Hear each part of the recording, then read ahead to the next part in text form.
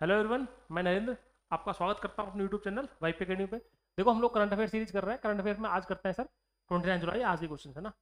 आते हैं सर आज के क्वेश्चन पे। देखो, पहला क्वेश्चन है अपना, सिंकुलर टनल के बारे में दे रखा है कि सिंकुलर टनल जो है वो कनेक्ट करेगी किस किस को सर। तो सिंकुलर टनल सर सबको पता है, अभी पीएम मोदी ने इनॉग्रेट करी थी अभी रिसेंट में। अपने मोदी जी ने इनॉग्रेट करी है। किस किस को कनेक्ट करने वाली है? लद्दाख से किसको? हिमाचल को। ये ऑल वेदर टनल रहने वाली है सर। ऑल वेदर कनेक्टिविटी बढ़ जाएगी, पूरे साल कनेक्टिविटी चलेगी। दूसरी बात इसमें रहेगी एक चीज, अराउंड अराउंड 4 किलोमीटर के आसपास की लेंथ है इसकी, रफली सर, अप्रोक्सीमेट। और ये ऑल वेदर टनल है आपकी, यानी पूरे साल अपने को कनेक्टिविटी मिलने वाली है लगातार। ठीक है सर, आते हैं नेक्स्ट क्वेश्चन पे। नेक्स्ट है अपना, नीति आयोग के बारे में स्टेटमेंट दे रखा है आपको कि नीति आयोग जो है उसके बारे में स्टेटमेंट पूछ रखा है। और स्टेटमेंट कौन सा पूछा है? करेक्ट। ठीक है, नीति आयोग एक कॉन्स्टिट्यूशनल बॉडी है हेडेड बाय पीएम। अब देखो, इसमें दो चीजें हैं, कॉन्स्टिट्यूशनल बॉडी नहीं है ये। हेडेड बाय पीएम तो होती है, पीएम हेड करते हैं नीति आयोग को। नीति आयोग कौन सी बॉडी है? कॉन्स्टिट्यूशनल नहीं है सर। कैसी बॉडी है? Extra constitutional. यानी कि ये जो संविधान में कहीं नहीं दे रखी है कैसी भी। किसको रिप्लेस किया है इसने बेसिकली, नीति आयोग ने? सर पहले क्या था? Planning commission. तो प्लानिंग कमीशन को हटा के ही तो नीति आयोग बनाया अपना। प्लानिंग कमीशन को हटाने के बाद बनाया गया है। तो इसलिए जब प्लानिंग कमीशन जो था पहले, वो एक्स्ट्रा कॉन्स्टिट्यूशन बॉडी था। ठीक है सर, तो पहला स्टेप अपना गलत हो जाता है, ध्यान रखना। पहला गलत हो गया। दो पॉइंट थे इसमें, हेडेड बाय पीएम, ये तो सही है, नीति आयोग का हेड पीएम ही होता है, लेकिन एक कॉन्स्टिट्यूशनल बॉडी नहीं है, बस ये वाली बात गलत है। ठीक है, आते हैं सर नेक्स्ट बात पे। सीएम जितने भी होते हैं, सारे सीएम जो होते हैं इसके मेंबर होते हैं, ये बिल्कुल सही बात है सर। यानी इसके पीएम हेड होते हैं इसके, और जितने भी सीएम स्टेट्स के अंदर, वो सबके सब इसके मेंबर्स होते हैं। ठीक है सर, स्टेटमेंट सही है। सेकंड, वाइस चेयरमैन जो होता है नीति आयोग का, वो ऑलवेज एक कैबिनेट मिनिस्टर होता है यूनियन गवर्नमेंट में। सर ये बात गलत है, ध्यान रखना। क्यों गलत है? क्योंकि अभी इसके वाइस चेयरमैन कौन है? सुमन बेरी हैं। सुमन बेरी जो है वो कैबिनेट मिनिस्टर नहीं है। कोई भी इकोनॉमिस्ट या उस लेवल का आदमी जिसको की नॉलेज हो उस लेवल की, तो अभी कौन है इसके? सुमन बेरी है सर, ध्यान रखना। तो स्टेटमेंट आपका थर्ड भी गलत है। तो सही कौन सा हुआ? करेक्ट बोल रहा है, ओनली टू सही हुआ सर आपका। सर समझ गए अपन दो बातें। और क्वेश्चन आते हैं ऐसे नीति आयोग के। ठीक है सर, आते हैं नेक्स्ट क्वेश्चन पे। अभी एक टाइफून आया हुआ है गैमी। कहाँ पर आया सर रिसेंटली? टाइफून गैमी जो है ये आया था, इसने साउथ ईस्ट एशिया में आया है सर। इसने बहुत दिक्कत क्रिएट की है। कौन कौन से कंट्रीज में? खासकर ताइवान में करी है आपके, अपने सर फिलीपींस में करी है बहुत ज़्यादा। तो नीचे वाला रीजन जो है साउथ ईस्ट एशिया वाला, उसमें काफ़ी डिस्ट्रक्शन हुआ है इसके कारण। ठीक है सर, तो इस रीजन में आया हुआ है। बहुत सिंपल फैक्चुअल क्वेश्चन है।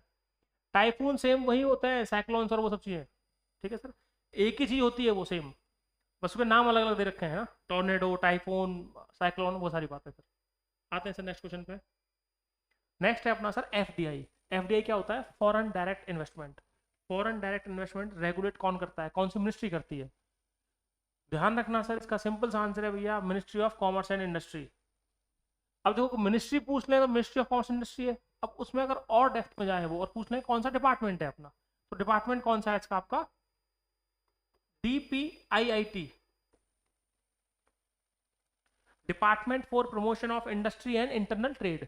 Department for promotion of industry and internal trade, DPIIT, ministry of commerce and industry के अंदर में काम करता है। एफडीआई उसी को रेगुलेट करता है सर। एफडीआई है क्या? जब कभी कोई बाहर से इन्वेस्टमेंट करता है कंट्री के अंदर सर। ठीक है, आते हैं सर नेक्स्ट क्वेश्चन पे। इंडिया की rank sir, most powerful passport index होता है एक, जिसे हम क्या बोलते हैं? हेनले पासपोर्ट इंडेक्स भी बोलते हैं। दुनिया के अंदर कौन से पासपोर्ट की कितनी ज्यादा वैल्यू है, उसके बेस पे। तो इंडिया की रैंक कौन सी है इसके अंदर सर? 82 है। ये रिसेंट में रैंकिंग आई थी, अभी कुछ दिन पहले रैंकिंग आई थी ना। और सबसे हाईएस्ट आपका जो पावरफुल जो पासपोर्ट है कौन सी कंट्री का है? सिंगापुर का है सर, ध्यान रखना। सिंगापुर का नंबर 1 है। कुछ लोग लगेगा यूएस यूके वो सब होंगे, बट सिंगापुर का नंबर 1 है। फर्स्ट रैंक है सर ये, फर्स्ट है सिंगापुर। ठीक है, आते हैं सर नेक्स्ट क्वेश्चन पे। कई बार फैक्चुअल क्वेश्चन ऊपर से दे देती है स्टेट पीसीएस में, एसएससी वगैरह में बहुत सिंपल क्वेश्चन आ जाते हैं सर, सीधे क्वेश्चन ना। नेक्स्ट है अपना एनवायरमेंट परफॉर्मेंस इंडेक्स सर। ये सबसे बड़ी दुखती रग है सर इंडिया की, ध्यान रखना। क्योंकि इंडिया की इसमें लास्ट की चौथे नंबर की रैंकिंग है। इंडिया की रैंकिंग जो है इसमें लास्ट में आते हैं हम, लास्ट के जो टॉप 10, लास्ट के 10 है ना, लास्ट 10 है, लास्ट 10 भी नहीं सर, लास्ट 5 में आते हैं हम नीचे से। 180 में से 174, 175, 176 ये रैंक चलती है हमारी। ठीक है सर। कौन जारी करता है इसको? अब देखो एनवायरमेंट परफॉर्मेंस है, नाम से क्या लग रहा होगा sir, UNEP, United Nations Environment Programme वो करता होगा। UNFCCC, United Nations Framework Convention for Climate Change, ये करता होगा। बट ना ये करता, ना ये करता, ना ये sir, Yale and Columbia University ये करती हैं। ये दो यूनिवर्सिटी हैं सर, ये दोनों कर रही होती हैं इसको। और ये इंडिया के लिए बहुत नेगेटिव है, ध्यान रखना सर, इसके अंदर इंडिया की रैंकिंग बहुत ही खराब है सर। इंडिया जो है one of the worst condition में है। मतलब अपन समझ सकते हैं पाकिस्तान से लेके श्रीलंका, बांग्लादेश, ये सब भी आ गए हैं हमसे एनवायरमेंट परफॉर्मेंस के अंदर, हमसे बेहतरी परफॉर्म कर रहे हैं एनवायरमेंट के केस में। इसीलिए सर हम इतनी सारी कंडीशन देखते हैं जो हमें रिसेंट में बहुत सारी परेशानी देखने को मिलती है एनवायरमेंट के लेवल पर। ठीक है सर। आते हैं सर नेक्स्ट क्वेश्चन पे। आईयूसीएन के हिसाब से, आईयूसीएन क्या है? International union for conservation of nature and natural resources. IUCN जो है उसके हिसाब से, आईयूसीएन की बुक आती है ना, देखा हो सर, रेड लिस्ट जो आती है, या इसको रेड डेटा बुक भी बोलते हैं अपन सर।